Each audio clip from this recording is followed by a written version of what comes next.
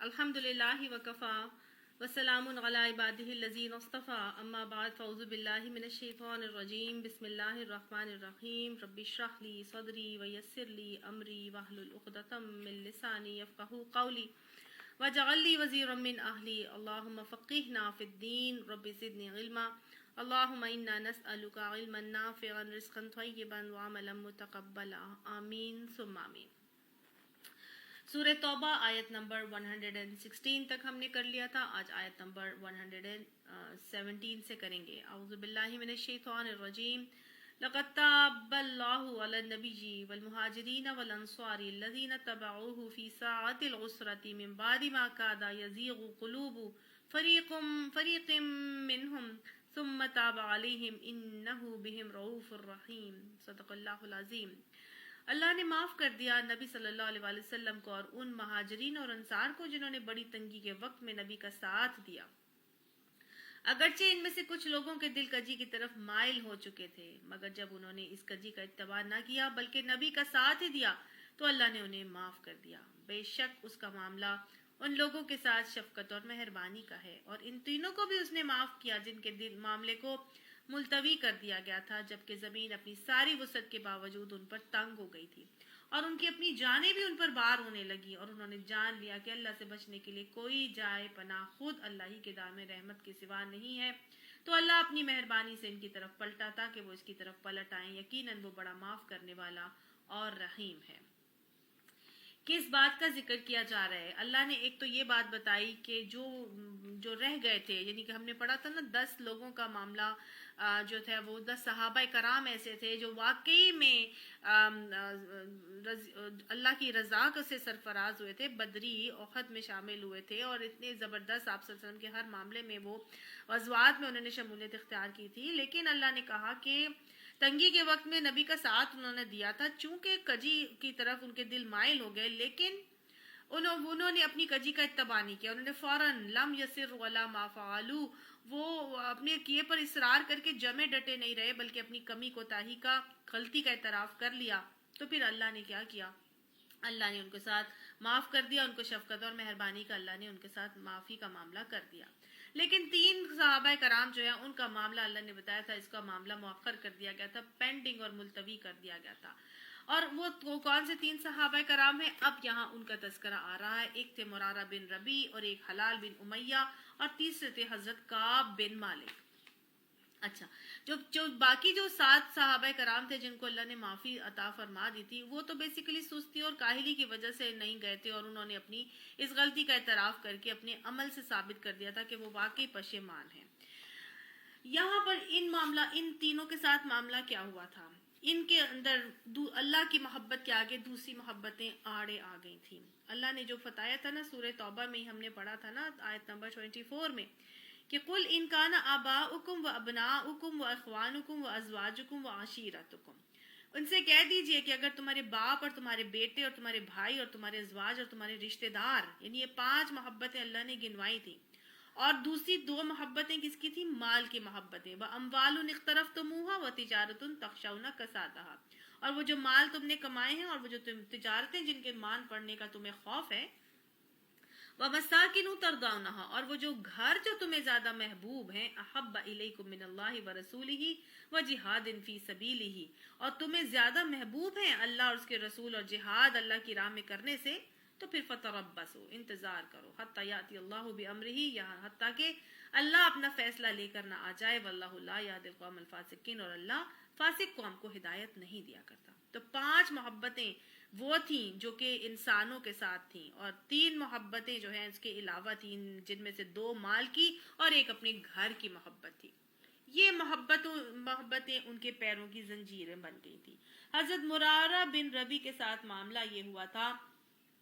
کہ ان کے لیے بزنس رکاوٹ بن گیا تھا، وَأَمْوَالٌ اقْتَرَفْتُمُوهَا وَتِجَارَةً تَخْشَوْنَ كَسَادَهَا، کہ بزنس ان کے لیے ایسی رکاوٹ بنا کہ گرمی کا موسم میں نے آپ کو بتایا تھا نا، اور قحط سالی پیچھے چل رہی تھی، اور اب حال وہ تھا کہ فصلیں جو ہے کھجوروں کی وہ پکی ہوئی تھیں اور تیار تھیں، اور ان کے خوشے لٹک رہے تھے، اور بالکل جو ہے نا اب ان کو یہ تھا کہ اب جو ہے آس اور امید تھی کہ اب یہ فصل اترے گی تو پھر ہم مال کمائیں گے اور اپنی آسودگی کا معاملہ کریں گے۔ تو یہ مال کی محبت، یہ بزنس ان کے آگے رکاوٹ بن گیا، اور اس سے جانے سے وہ جہاد پر جانے سے وہ رک گئے۔ ٹھیک ہے، یہ اس وجہ سے اپنے مال کی محبت یا تجارت کی محبت جو ہے ان کی پیروں کی زنجیر بن گئی تھی۔ حلال بن امیہ کے ساتھ معاملہ یہ ہوا کہ ان کے اہل خانہ کی محبت، یہ 5 محبتوں کی جو اہل خانہ کی محبت تھی نا، عشیرتکم، باپ، بھائی، بیٹے، ازواج، اور وہ جو آپ کے عشیرتکم کا معاملہ ہے، یہ سارے کے سارا معاملہ، یہ ان کے اہل خانہ مدینہ بڑے سے بڑا دور رہتے تھے، اور وہ ان دنوں میں آئے ہوئے تھے مدینہ ہجرت کر کے آئے تھے۔ تو یہ اپنی فیملی والوں سے بڑے عرصے کے بعد ملے تھے، تو گویا ان کا یہ فیملی ٹائم تھا۔ تو ان کے دل میں یہ خواہش آئی کہ کیا ہوا، ساری زندگی تو میں جاتا رہا ہوں، بدر میں بھی گیا، احد میں بھی گیا، خندق میں بھی گیا، سب میں گیا، اگر آج نہیں جاؤں گا تو پھر کیا ہو جائے گا۔ تو گویا ساری محبتوں پر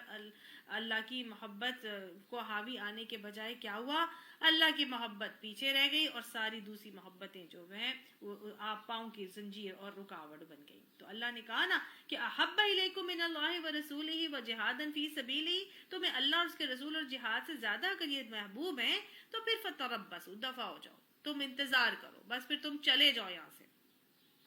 اللہ تعالیٰ نے کہا حتی یاتی اللہ بامرہ، اللہ کا فیصلہ نہ جب تک آ جائے۔ تو بس ان کے ساتھ بھی ایسا ہی معاملہ ہوا، اللہ کی محبت پر دوسری محبتیں جو ہیں وہ غالب آ گئی تھی، اللہ نے پھر ان کو دھتکار دیا۔ تیسرا معاملہ کیا ہوا حضرت کعب بن مالک کا، اور ان کا معاملہ یہ ہوا کہ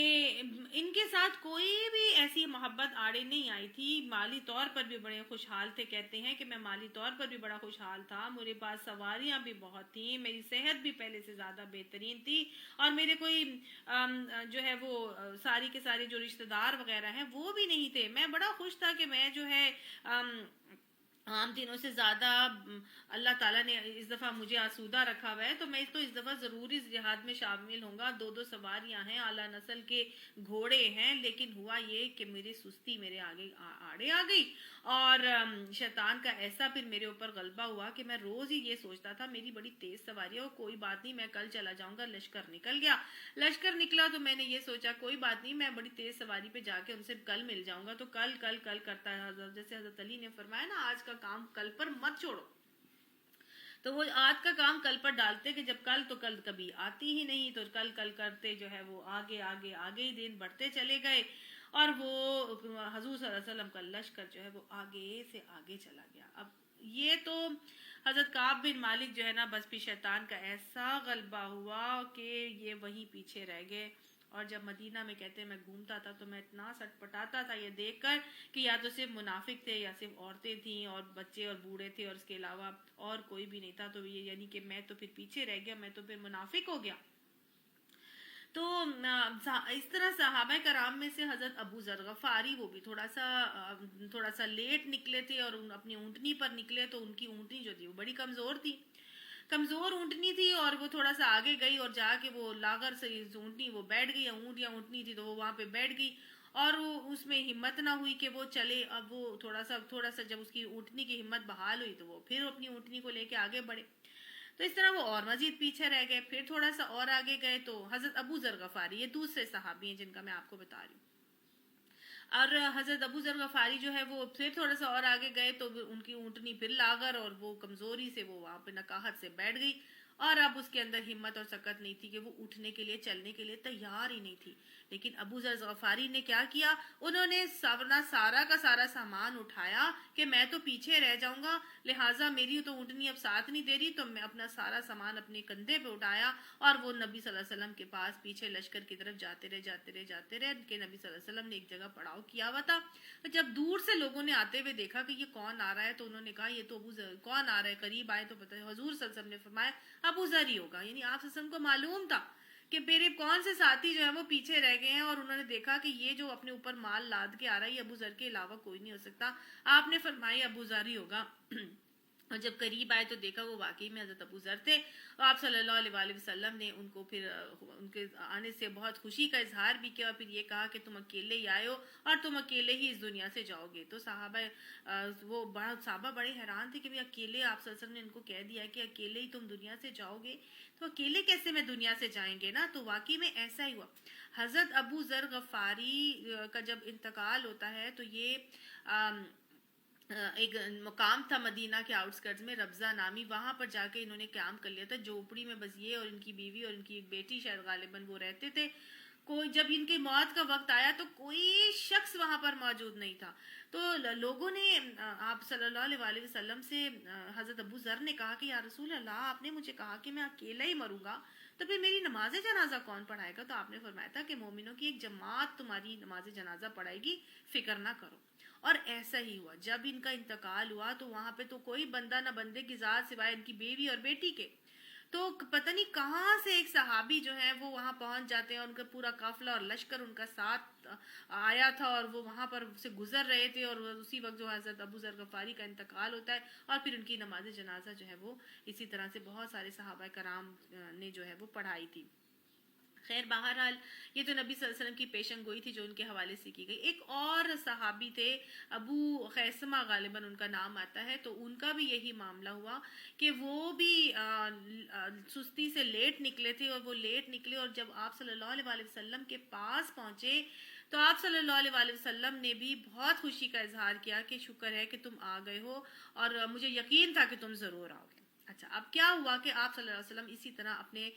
دوسرے صحابہ کرام کے بارے میں پریشان ہے کہ فلاں کیوں نہیں آیا، فلاں کیوں نہیں آیا، تو کعب بن مالک کے بارے میں بھی آپ صلی اللہ علیہ وآلہ وسلم اسی طرح سے پوچھتے رہے۔ تو ایک جگہ جب آپ صلی اللہ علیہ وسلم نے ان کے بارے میں پوچھا تو ایک صحابی نے ان کو یہ کہا کہ ان کو ان کے عمدہ لباس اور ان کے گھر نے جو ہے وہ روک رکھا ہے۔ تو آپ صلی اللہ علیہ وآلہ وسلم نے اس حوالے سے بڑا پریشان ہوئے کہ عمدہ اور لباس اور اس پر نظر رکھنے سے ان کو روک رکھا ہے۔ بہرحال حضور صلی اللہ علیہ وآلہ وسلم کے پاس جب یہ پہنچے، جب حضور صلی اللہ علیہ وسلم کے پاس مختلف لوگ آ کر اپنی اپنی عذرات پر تراش رہے تھے اور پیش کر رہے تھے، تو انہوں نے نبی اکرم صلی اللہ علیہ وآلہ وسلم کے پاس آ کر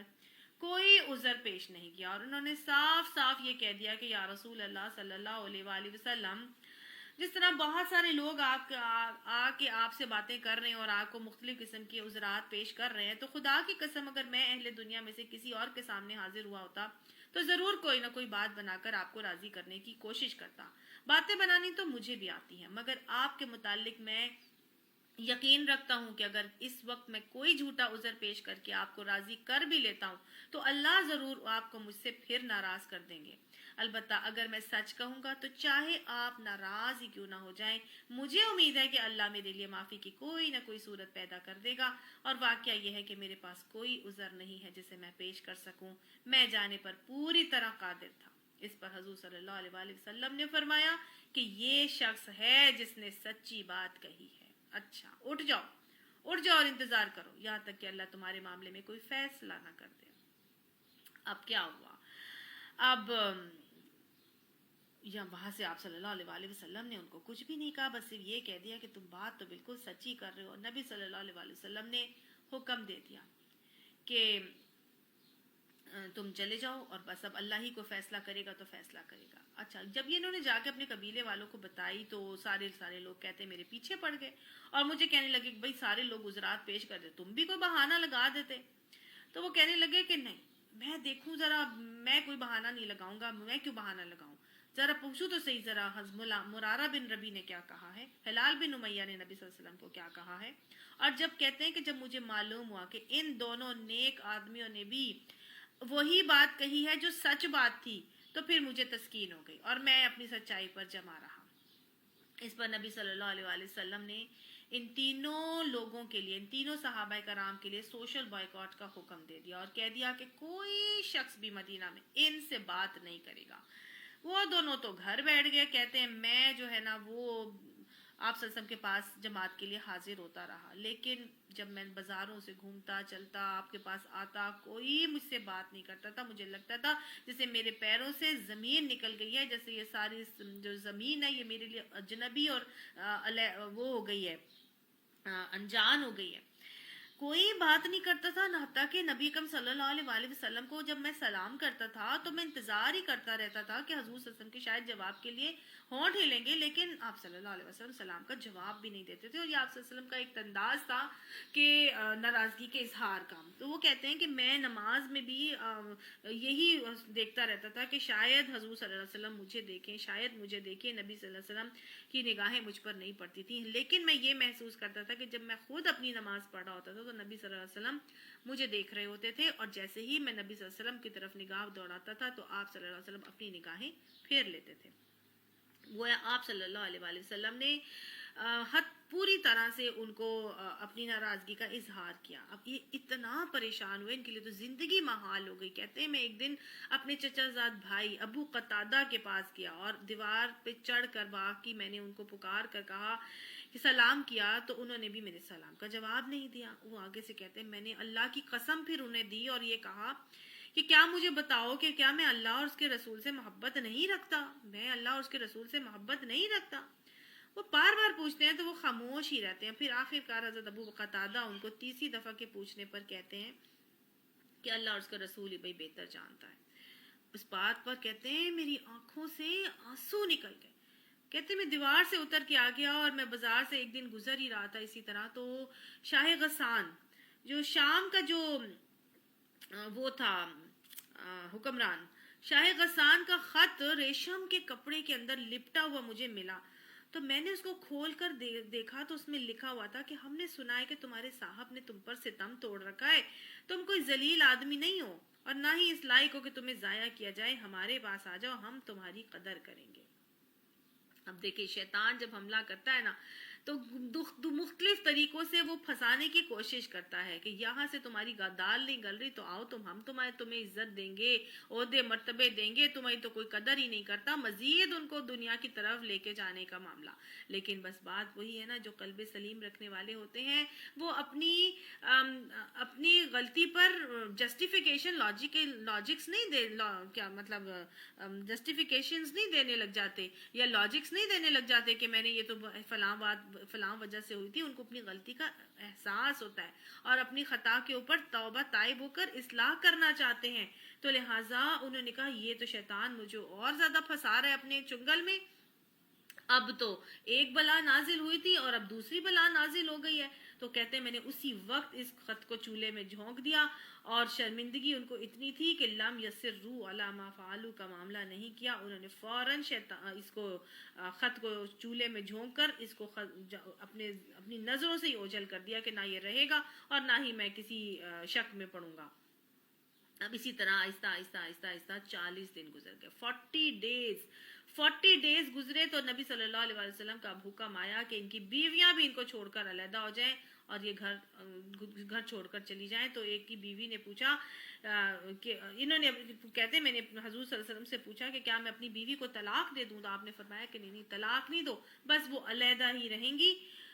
चुनाचे उन्होंने कहते हैं हमने अपनी अपनी बीवियों को भी हुक्म दिया कि वो छोड़कर चली जाएं। अब एक साहबी ऐसे थे कि जो नाबीना थे और उनको नजर नहीं सही तरह से आता था, तो बस उनकी बीवी को कहा गया कि ठीक है वो वहां पर रह सकते हैं और वो उनकी बीवी वहां रह सकती हैं, लेकिन वो अपनी शौहर से दूर रहेंगी, बस उनकी जरूरियात का एहतमाम जो है ना वो कर देंगी। तो फिर आप इन तीनों के साथ जब 10 दिन इस हालत में गुजर जाते हैं तो वो 50वां दिन है और कहते हैं मैं सुबह की नमाज के बाद अपने मकान की छत पर बैठा हुआ था और आप सल्लल्लाहु अलैहि वसल्लम जो है वो फजर की नमाज पढ़ा रहे हैं अपने मस्जिद नबी के अंदर। कहते हैं मैं सुबह की नमाज के बाद अपने मकान की छत पर बैठा हुआ था और अपनी जान से बेजार हो रहा था कि अचानक मुझे किसी ने पुकार कर कहा कि मुबारक हो काब बिन मालिक, मुबारक हो। ये तलहा बिन उयैना थे,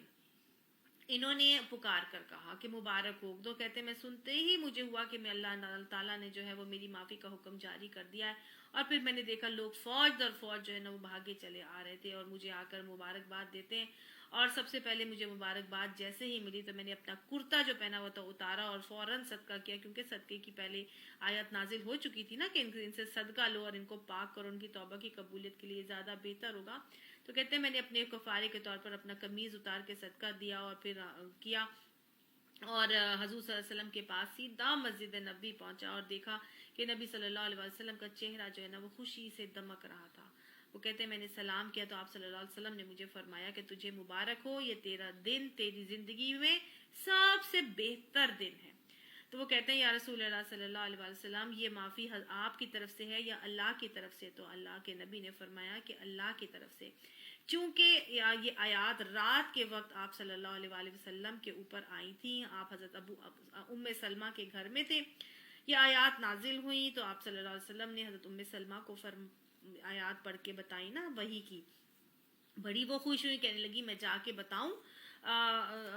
حضرت کعب بن مالک کو بتاؤں؟ تو انہوں نے آگے سے کہا کہ نہیں نہیں، آپ اس کو فجر تک مؤخر کرو. اور پھر فجر کی نماز میں آپ صلی اللہ علیہ وسلم نے ان آیات کو جب پڑھا صحابہ کرام کے سامنے تو سارے کے سارے صحابہ کرام اب دوڑنے لگے فاستبقوا الخیرات کے رویے کے حوالے سے جا کے اور ان کو خوشخبری دینے کا معاملہ کرتے ہیں. طلحہ بن عبیدہ تھے جنہوں نے ان کو یہ خوشخبری دی تھی. اب آپ صلی اللہ علیہ وسلم کے پاس آ کے جب آپ نے فرمایا نا کہ اللہ تعالیٰ کی طرف سے آئی ہیں تو وہ سناتے ہیں، اللہ کے نبی ان کو یہ آیات سناتے ہیں. تو وہ آگے سے کہتے ہیں کہ میں نے عرض کیا کہ یا رسول اللہ صلی اللہ علیہ وسلم میری توبہ میں بھی یہ بھی شامل ہے کہ میں اپنا سارا مال اللہ کی راہ میں صدقہ کر دوں. آپ نے فرمایا کہ نہیں، کچھ رہنے دو کہ یہ تمہارے لیے بہتر ہے. اس ارشاد کے مطابق وہ کہتے ہیں میں نے پھر اپنا خیبر کا حصہ اپنے پاس رکھا اور باقی سارا اللہ کے راہ صدقہ کر دیا. پھر انہوں نے اللہ تعالیٰ سے عہد کیا کہ جس راست گفتاری کے سلسلے میں یعنی جو سچ بولنے کے سلسلے میں اللہ تعالیٰ نے مجھے معافی دی ہے، میں اس پر تمام عمر قائم رہوں گا. اور پھر اس کے بعد کبھی انہوں نے جان بوجھ کر کوئی ایسی بات نہیں کی کہ وہ غلط بیانی کا معاملہ کرنے والی ہو. تو لہٰذا اللہ سبحانہ تعالیٰ نے پھر ایسے رویوں کے بعد اللہ تعالیٰ فرماتا ہے پھر اللہ بھی ان کی طرف پلٹا جب وہ اللہ تعالیٰ کی طرف پلٹتے ہیں. جو اللہ ان کے پاس ان کی طرف پلٹتا ہے، جو اللہ کی طرف پلٹتے ہیں. یہاں پہ آ رہا ہے ثم تاب علیہم لیتوبوا، اللہ ان کے طرف متوجہ ہوا، اللہ نے اپنی رحمت کی نظر ان کی طرف پلٹائی لیتوبوا، تاکہ وہ بھی تائب ہو جائیں. یہ کیوں اللہ نے اپنی رحمت کی طرف نظر ان کی طرف پلٹائی تھی؟ کیونکہ انہوں نے اپنے عمل سے ثابت کیا تھا کہ وہ واقعی اپنے کیے پر پشیمان ہیں، وہ واقعی اپنے غلط عمل کو چھوڑ کے نیکی کی طرف پلٹ رہے تھے. تو اللہ تعالیٰ مزید ان کی طرف پلٹا تاکہ وہ مزید توبہ طائب ہو جائے. اور اللہ تو ہے ہی تواب الرحیم، بخشنے والا، رحم کرنے والا. تو اللہ سبحانہ تعالیٰ اپنے پلٹنے والے کی طرف پلٹنے والا بن جاتا ہے. اللہ بھی تواب ہے اور انسان بھی جب تواب بنتا ہے تو دونوں تواب ہوتے ہیں. ایک اپنے گناہوں کو چھوڑ کے نیکی کی طرف پلٹتا ہے اور اللہ اپنی رحمت کی نظر جو پھیر چکا ہوتا ہے اپنے بندے سے، وہ رحمت کی نظر اس کی طرف پلٹا کے اس کے لیے بخشنے والا، مہربان ہو جاتا ہے. اللہ ہمارے لیے بھی تواب اور رحیم ہو جا. اے لوگوں جو ایمان لائے ہو، اللہ سے ڈرو اور سچے لوگوں کا ساتھ دو، گویا سچ بولنے والوں کا ساتھ دو. یا ایھا الذین آمنوا اتقوا اللہ وکونوا مع الصادقین، سچوں کا ساتھ دو. یہ سچ ہی تو ہے، سچ پر جس کی وجہ سے یہ لوگ بچ گئے تھے. اگر یہ جھوٹ بول کے اپنے آپ کو بچا رہے ہوتے تو اللہ سبحانہ تعالیٰ بھلا ان کی توبہ کو قبول کرتا؟ تو گویا ان کی توبہ کی قبولیت کی سب سے بڑی وجہ کیا تھی؟ ان کا سچ بولنا. سچ ہمیشہ سچ بولتے رہو. سچ نیکی کی طرف لے کر جاتا ہے اور نیکی جنت کی طرف لے کے جاتی ہے. آدمی سچ بولتا رہتا ہے یہاں تک کہ اس کا نام صدیقین میں لکھ لیا جاتا ہے. اور جھوٹ سے بچو کیونکہ جھوٹ گناہ کی طرف لے کر جاتا ہے اور گناہ جہنم کی طرف لے کر جاتا ہے. آدمی جھوٹ بولتا رہتا ہے حتیٰ کہ اس کا نام کاذبین میں لکھ لیا جاتا ہے. آپ صلی اللہ علیہ وسلم نے فرما دیا تھا نا یہ بات. تو لہٰذا اللہ کا حکم بھی ہے کہ اللہ سے ڈرو اور سچوں کا ساتھ دو. سچوں کے ساتھ رہو گے تو انشاءاللہ تم بھی سچے ہو جاؤ گے. وہ کیسے تھے نا، وہ سچ بولتے بھی تھے اور سچوں کا ساتھ بھی دیتے تھے. اور سچوں کا ساتھ دینے سے ہی یا سچ بولنے والوں کے ساتھ رہنے سے ہی جو ہے وہ بیسیکلی انسان سچائی کے راستے پر چلتا ہے اور سچائی کے راستے پر چلنا بھی پھر اس کے لیے آسان ہو جاتا ہے. ما काना लिअहलिल मदीनती वमन हौलहुम मिनल आराबी, मदीने के बाशिंदों और गिरदो नवाह के बदवियों को हरगिज ये ज़ेबा नहीं था कि अल्लाह के रसूल को छोड़कर घर बैठे रहते, इसकी तरफ से बेपरवाह होकर अपने अपने नफ्स की फिक्र में लग जाते। ये इसलिए कि ऐसा कभी नहीं होगा कि अल्लाह की राह में भूख प्यास और जिस्मानी मुशक्कत की कोई तकलीफ वो झेलें, और मुनकिरीन हक को जो राह नागवार है उस पर कोई कदम वो उठाएं, और किसी दुश्मन से कोई इंतकाम वो लें और उसके बदले में उनके हक में एक अमले सौले ना लिख लिया जाए। तो गोया अल्लाह सुब्हाना ताला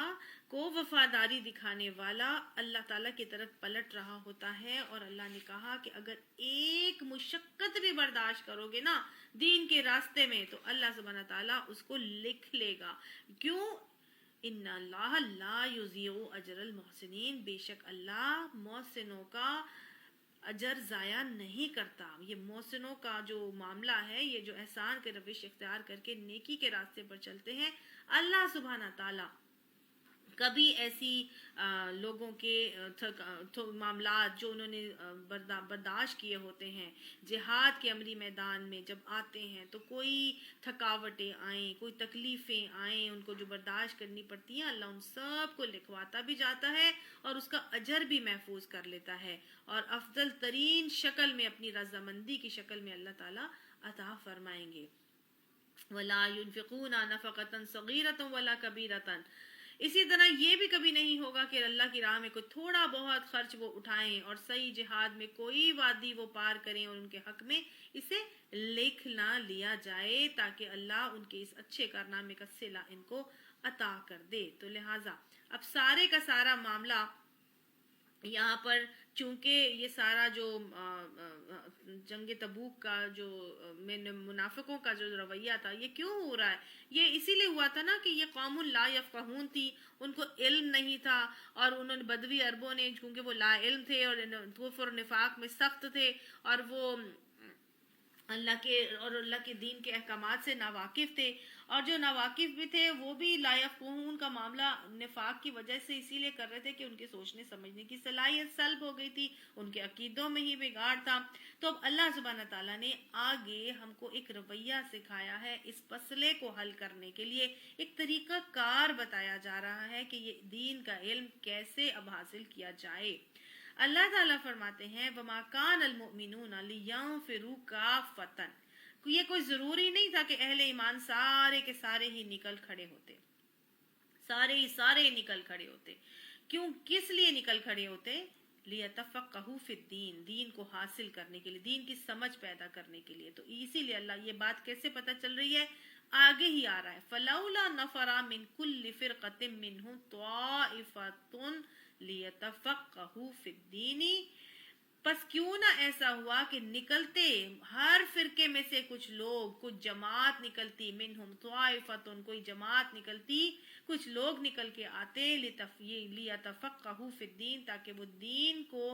हासिल करते, दीन की समझ बूझ को हासिल करते, दीन का इल्म हासिल करते, वलियुनज़िरू क़ौमहुम, और फिर जाकर अपनी कौम को इज़ा रजाऊ इलैहिम, जब उनकी तरफ वापस पलटते तो वो उनको युनज़िरू का मामला करते, उनको डराते, लअल्लहुम यहज़रून, शायद के वो बच जाते, शायद के इस वजह से वो बचत उनकी हो जाती। तो गोया बड़ा ही खूबसूरत रवैया यहाँ पर बताया जा रहा है, और इस आयत के हवाले से मुझे और आपको ये भी समझाया जा रहा है कि दीन का इल्म हासिल करना, आप सल्लल्लाहु अलैहि वसल्लम ने जैसे फरमाया था ना, तलबुल इल्मी फरीज़तुन अला कुल्ली मुस्लिमिन, इल्म, दीन का इल्म हासिल करना हर मुसलमान मर्द और औरत के ऊपर फर्ज है। लेकिन यहाँ बताया जा रहा है हर मुसलमान निकल के आके दीन का इल्म हासिल नहीं कर सकता। तो गोया इल्म दीन फर्ज ऐन भी है और फर्ज कफाया भी है। फर्ज ऐन वो फर्ज है जो कि इतना ज़रूर हासिल हो जाए कि हम फ़राइज़ अदा कर सकें, जो अरकान इस्लाम है उनका इल्म हमें हासिल हो जाए। मसलन तहारत के उसूल, नमाज, रोज़ा के मसाइल, और फिर ज़कात, और फिर हज के मामलात, और फिर निकाह का इल्म, तलाक और वरासत के हवाले से, फिर वो तिजारत का ख़रीद व फ़रोख्त वगैरह के हवाले से, ये सारे के सारे इल्म जो है ये इंसान को हासिल होना चाहिए। लेकिन ये हर कोई इतनी डेप्थ और इतनी डिटेल से नहीं कर सकता। अच्छा, कुछ ऐसे अलूम हैं जो कि अमाले बातनिया के हवाले से आते हैं, जिसमें हमारे तज़किया नफ्स के मामलात हैं जो कि बहुत ज़रूरी हैं, जैसे कि सब्र है, तवक्कुल है, शुक्र है, कनात है, हसद, तकब्बुर, गरूर, कीना, हरस, लालच वगैरह, और इसके अलावा गुस्से को काबू करना। ये सारे इल्म जो हैं ये फ़र्ज़ ऐन हैं, ये हर शख्स को हासिल करना ज़रूरी, हर शख्स कुछ ना कुछ इसका इल्म का हिस्सा ज़रूर ही हासिल करे। लेकिन इन सारे के सारे चीज़ों के लिए बहुत डेप्थ में जाना और उनके मसाइल को हासिल करना, और तमाम कुरान और हदीस में के ऊपर पढ़कर और उनके ऊपर तफक्कुर करके और उनके ऊपर गौर व फिक्र करके जो सारे का सारा इल्म हासिल किया जाता है, वो इल्म जो है वो फ़र्ज़े कफ़ाया है। वो उसके लिए यहाँ पर अब हुक्म दिया जा रहा है कि क्यों ना ऐसा हुआ कि तुम में से कुछ लोग जो है वो निकल कर आते, दीन का इल्म हासिल करते, और फिर वो अपनी कौम की तरफ वापस पलटते और अपने लोगों को खबरदार करते, शायद कि वो इस गलत रविश से बच जाते। तो ये जो फ़र्ज़ कफ़ाया है उसका तरीका अब यहाँ पर बताया जा रहा है, और यही तबलीग की अशार का बड़ा ही खूबसूरत तरीका है जो यहाँ पे वज़ा किया जा रहा है। अब देखिए, ज़रूरी नहीं है कि हर शख्स जो है वो इतना डेप्थ का इल्म हासिल करने के लिए आ जाए, और ना ही या किसी के पास इतनी दिमागी सलाहियत होती है, ना ही कभी किसी के पास इतनी इस्तात माली होती है, या कोई उसका एजुकेशन का मामला इतना होता है, या किसी को ट्रांसपोर्ट वगैरह का इशू होता है। हर कोई जो है वो जाके आलिम नहीं बन सकता, ठीक है ना। लेकिन अल्लाह ने इसीलिए ये सहूलत रख दी कि कुछ लोग कुछ इलाके में से आए, निकलें, हर प्रोफेशन में से आए, हर फील्ड में से आए, हर वॉक ऑफ लाइफ में से आए। कोई डॉक्टर आए, कोई इंजीनियर आए, कोई चार्टर्ड अकाउंटेंट्स में से आए, कोई इकोनॉमिस्ट आए, कोई टीचर्स आए और इंजीनियर्स आए, और आके इस दीन का इल्म को हासिल करें, और जाके अपनी अपनी कम्युनिटी में, अपने अपने इलाकों में, अपनी अपनी बस्तियों में जाकर उन्हीं लोगों को वहाँ पर इस दीन को की तबलीग का मामला करें और दीन को समझाने और फैलाने का मामला करें। ऐसा ही क्यों, देखिए, जब ये लोग आएंगे और अपने ही इलाकों में पलट कर वापस जाएंगे, तो ये उस फील्ड को, उस इलाके के लोगों की तबीयत से वाकिफ होंगे, उनके वहाँ पर उनको पता होगा कि इस चीज़ की कमी है, इस चीज़ की जो है ज़रूरत है। तो वो क्या करेंगे, उनको उन्हीं के अंदाज में, उसी लैंग्वेज में और उसी हिसाब से जो है वो अच्छी तरह से उसको युनज़िरू का मामला करके अपनी कौम को अल्लाह के दीन के अहकामात को पहुँचाकर और अल्लाह के अजाब से डराकर और दीन के अहकामात को पहुंचाएंगे, ताकि वो जहन्नुम में जाने से बच जाएं। तो ये तरीका अल्लाह ताला ने यहाँ पर इंसान को बताया, और हम यहाँ पर इसी तरह से करते हैं कि एक इदारा बनाया है जहाँ पर हॉस्टल की फैसिलिटी है, और आप आए, पूरे पाकिस्तान में से वहाँ पर बच्चियाँ आती हैं, दीन का इल्म हासिल करती हैं, अपना दीन के इल्म पर अबूर हासिल करके फिर वो अपने अपने इलाकों में जाती हैं, और वहाँ पर जाके बेबहरा लोग जो दीन से बेबहरा हैं उनको जाके दीन पहुँचाने का काम अंजाम देती हैं। तो कुरान की इसी आयत के हक पर अमल करने के हवाले से जो है वो हम यहाँ पर मौलमात को ट्रेन करते हैं। अल्लाह उन सब लोगों को हमारे लिए सदका जारिया बनाए, और अल्लाह हमें ऐसा बना दे जैसा हमें बनाना चाहता है, कि हम उसे पसंद आ जाए। या अय्युहल्लज़ीना आमनू, ए लोगो जो ईमान लाए हो, अब तुम क्या करो, कातिलुल लज़ीना यलूनकुम मिनल कुफ़ारी, कताल करो, जंग करो उन लोगों से जो यलूनकुम, जो तुम्हारे करीब हैं कुफार में से, यानी मुनकरीन हक से, जो तुमसे करीब हैं उनसे जंग करो। क्यों जंग करो भाई जो तुमसे करीब हैं? इसलिए कि असल में खैर ख्वाही में भी तो वही मुकद्दम थे ना, पहले उनको ही तो बताना था। अंज़िर अशीरतकल अक़रबीन के हवाले से अल्लाह ने हमें हुक्म दिया था, कु अनफुसकुम व अहलीकुम नारा, अपने आप को भी बचाओ और अपने अहलो अयाल को भी बचाओ, अपने रिश्तेदारों को भी बताओ। तो दीन की दावत सबसे पहले अपने करीबो जवार में देनी है। करीब तो कुर्ब जवार में देने के बाद आहिस्ता आहिस्ता आहिस्ता इस दावत को फैलाना है। तो जब तो सबसे करीब है और वही तुम्हारे इनकार कर रहे हैं और तुमसे जंग के पर आमादा हैं और तुम्हारे खिलाफ जत्थेबंदियां कर रहे हैं, तो फिर तुमने क्या करना है? सबसे पहला कदम भी उन्हीं के खिलाफ उठाना है। वल यजिदु फीकुम गिल्सा, और चाहिए कि वो तुम्हारे अंदर सख्ती पाए, तुम कमजोर मत पड़ना उनके अंदर, उनके सामने। और ये है तुम्हारा रवैया ऐसा होना चाहिए कि वो तुम्हें कमजोर किसी सूरत में ना समझे और तुम उनके सामने बहुत सख्ती का रवैया इख्तियार करोगे। और जान लो वालमु अन्नल्लाह माल मुत्तकीन, कि अल्लाह मुत्तकियों के साथ ही है। चाहे वो पलटे या ना पलटे, चाहे वो कितने ही मिलकर क्यों ना तुमसे फितना अंगेजी का मामला कर रहे हैं, लेकिन ये याद रखना अल्लाह मुत्तकियों के साथ ही होगा। तुमने तकवा का रविश इख्तियार करके सच्चों का साथ दे के सच पर जमे रहना है और उनके साथ जंग का मामला करना है। अल्लाह तुम्हारे साथ होगा, उनके साथ सख्ती दिखाना। और फिर देखो वह इज़ा मा उनजिला सूरतुम, और जब कोई सूरत नाजिल होती है, फमिनहुम मन यक़ूलू, और उनमें से कोई ये होता कहता है, अय्युकुम ज़ादतहु हाज़िही ईमाना, इस सूरत से तुम्हारे अंदर किस किस के ईमान में इजाफा हुआ है। तो गोया अल्लाह के आयात को पढ़ने के बाद, कुरान की सूरत किसी भी सूरत का मुताला करने के बाद हमारे ईमान में इजाफा होना ही चाहिए। कहा जा रहा है ना कि जब कोई सूरत नाजिल होती है तो उनमें से बाज लोग पूछते हैं कि तुम में से किसके ईमान में इजाफा हुआ है। ईमान में इजाफा होना जरूरी है। हज़रत अली का कौल आता है कि जब ईमान दिल में आता है तो एक सफेद नूरानी नुक्ते जैसा होता है, फिर जूं जूं ईमान में तरक्की होती जाती है तो ये सफेदी बढ़ती जाती है, यहाँ तक कि सारा दिल नूरानी हो जाता है। इसी तरह कुफ्र और निफाक शुरू में एक स्याह दाग की तरह कल्ब पर लगता है, फिर जूं जूं गुनाहों का इर्तिकाब और कुफ्र की शिद्दत बढ़ती है, ये नुक्ता बढ़ता रहता है, यहाँ तक कि पूरा दिल स्याह हो जाता है।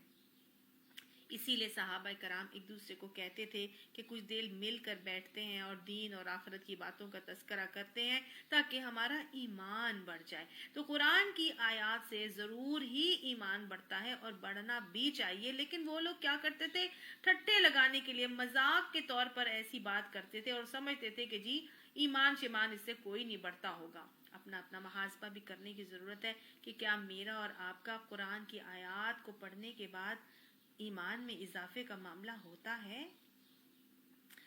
देखिए आजमाइश में तरीका क्या होना चाहिए, अल्लाह ताला आगे हमें बताते हैं कि आजमाइशें भी आएंगी, सब कुछ आएगा, लेकिन मुझे और आपको अपना अपना रवैये का जायज़ा लेने की ज़रूरत है कि हम जो रवैये अल्लाह हमें सिखाता है, क्या वो रवैये हमारे अखलाक में, मामलात में, हमारी बापदात में, हमारे सारे के सारे मामलात में वो रवैये आते हैं कि हमारे ईमान में इजाफा का सबूत देने वाले हों। बस अल्लाह सुब्हानहू तआला आगे फरमाते हैं, बस इसका जवाब यह है कि जो लोग ईमान लाए हैं, अल्लज़ीना आमनू फज़ादतहुम ईमाना, जो ईमान वाले होते हैं उनके तो हर नाजिल होने वाली सूरत में उनके ईमान में इजाफा ही होता है। यही सेहतमंद दिल होते हैं और यही सेहतमंद होने की निशानी होती है कि उनके दिलों में ईमान में इजाफा होता है और निफाक की बीमारी उससे दूर हो जाती है। इसीलिए तो कहा जाता है कि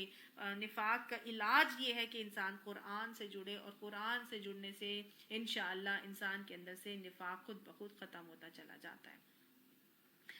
अलबत्ता जिन लोगों के दिलों में निफाक का रोग लगा हुआ था, उनकी साबिक निजासत पर हर नई सूरत ने एक और निजासत का इजाफा ही कर दिया है और वो मरते दम तक कुफ्र ही में मुब्तला रहे। क्या ये लोग देखते नहीं है कि हर साल अवला यरौना,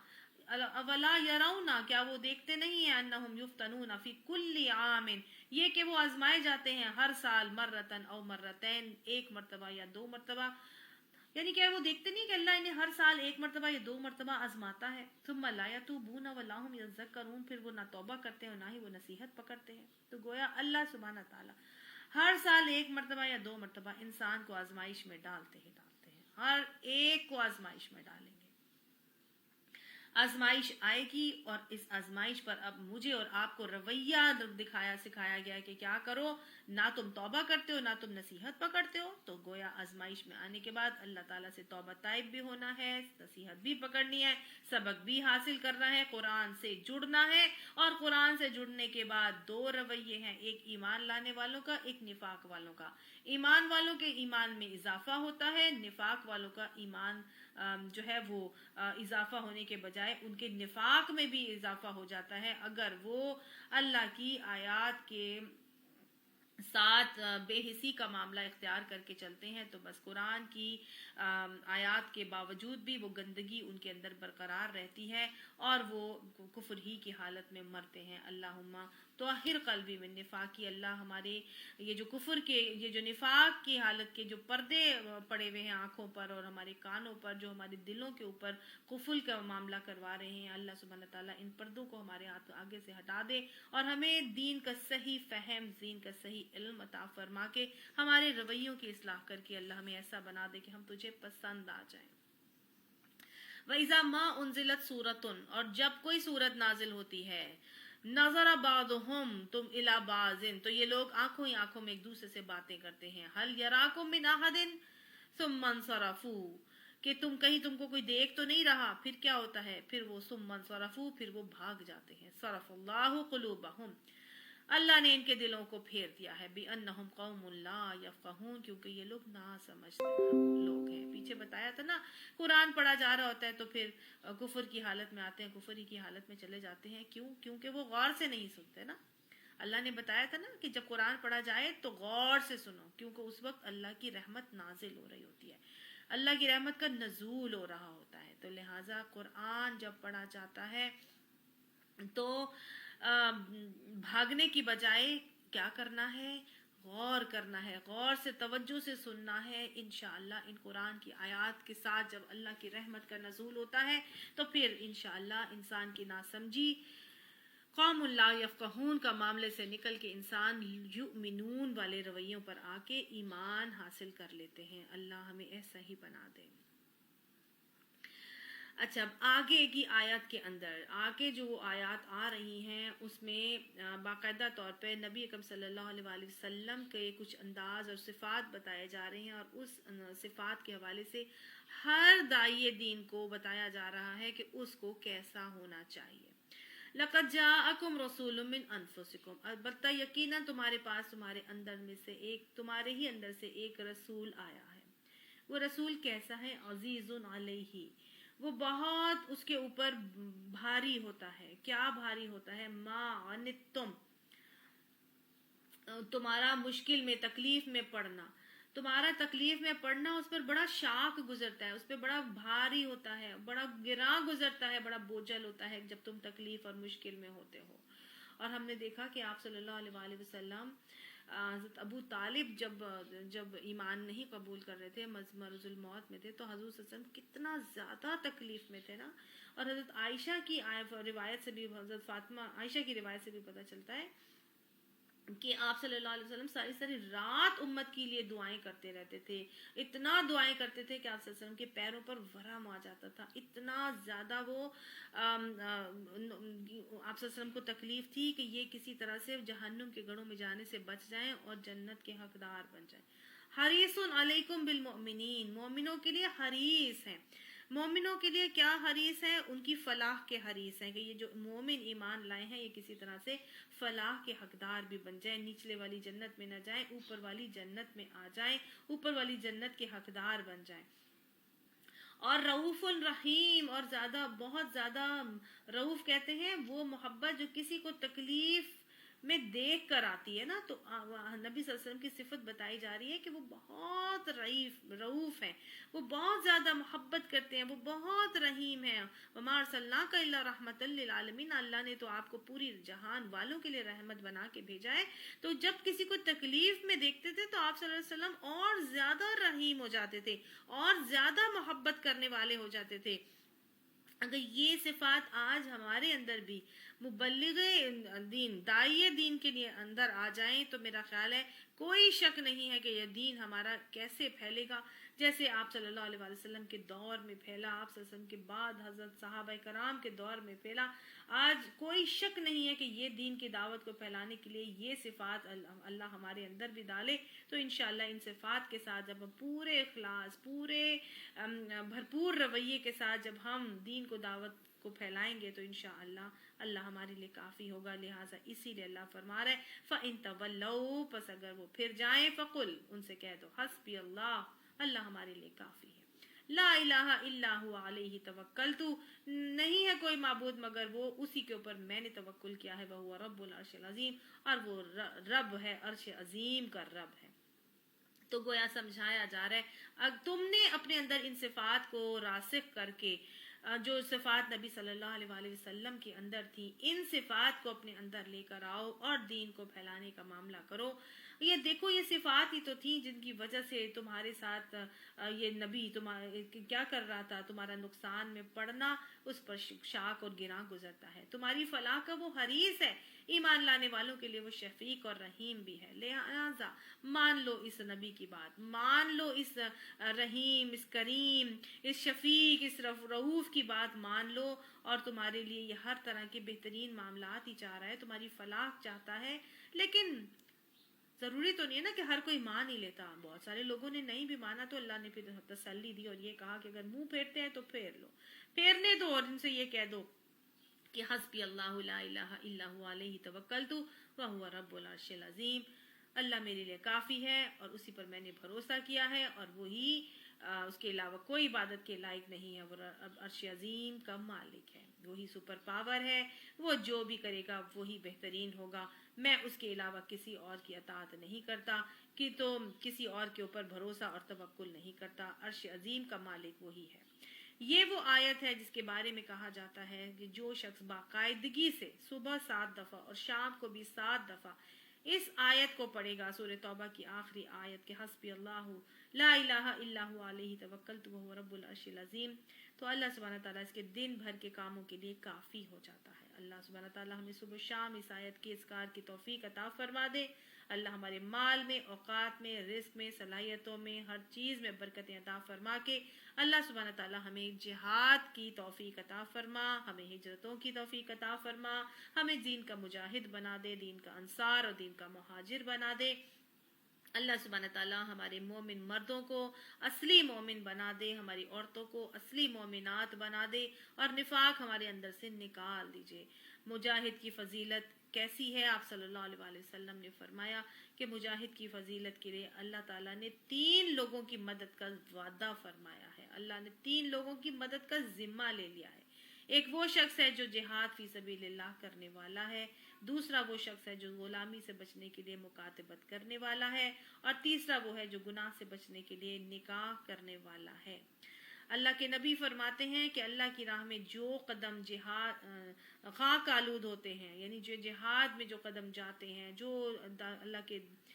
دین کے راستے میں نکلتے ہیں، جو قدم خاک آلود ہوتے ہیں، ان قدموں پر جہنم کی آگ حرام ہو جاتی ہے۔ آپ صلی اللہ علیہ وسلم سے پوچھا گیا تھا کہ کون سا عمل سب سے افضل ہے، تو آپ نے فرمایا تھا ایمان باللہ اور جہاد فی سبیل اللہ۔ پھر آپ صلی اللہ علیہ وسلم نے ایک جنت میں ایک دروازہ ہے جس کو باب الجہاد کہا جاتا ہے، اس کے حوالے سے فرمایا کہ جو لوگ جہاد کرنے والے ہوں گے وہ جنت کے دروازے باب الجہاد سے پکارے جائیں گے کہ آؤ ادھر آؤ اور اس میں سے ہمارے اندر سے داخل ہو جاؤ۔ اللہ تعالی ہمیں انہی لوگوں میں شامل فرما دے جو جہاد باب الجہاد سے جنت میں داخل ہونے والے ہوں گے۔ وآخر دعوانا ان الحمدللہ رب العالمین، صدق اللہ العظیم، آمین ثم آمین۔